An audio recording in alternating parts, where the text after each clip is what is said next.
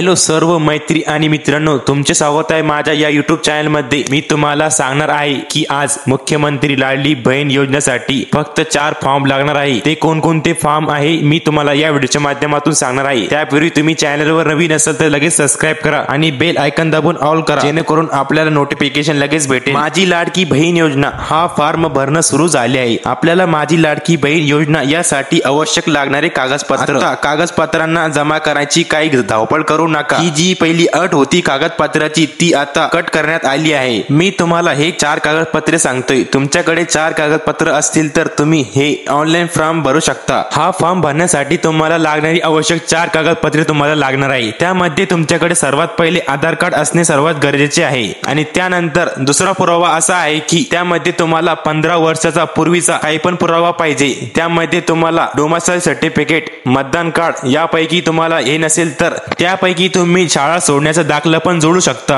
हे आहे 4 कागदपत्रे डोमिसाइल सर्टिफिकेट मधले।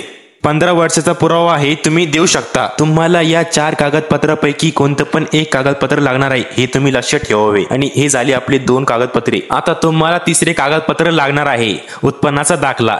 त्याऐवजी तुम्हाला पिवळे किंवा केसरी रेशन कार्ड चालणार आहे। हे लागणार तुम्हाला कागदपत्र। तुम्हाला लागणार चौथं कागदपत्र म्हणजे तुम्हाला लागणार हमीपत्र। फॉर्म भरताना अर्जदाराला एक हमीपत्र द्यायचं असतं आणि त्याच्यावर अर्जदाराची घ्यायची असते आणि अर्जदाराचा फोटो आणि फॉर्म सबमिट करायचा। हे लागणारे आवश्यक 4 कागदपत्रे। तर सर्व मित्रांनो, चॅनलवर नवीन असाल तर लगेच सबस्क्राइब करा आणि बेल आयकॉन दाबून ऑल करा, जेणेकरून आपल्याला नोटिफिकेशन लगेच भेटेल असे व्हिडिओ पाहण्यासाठी।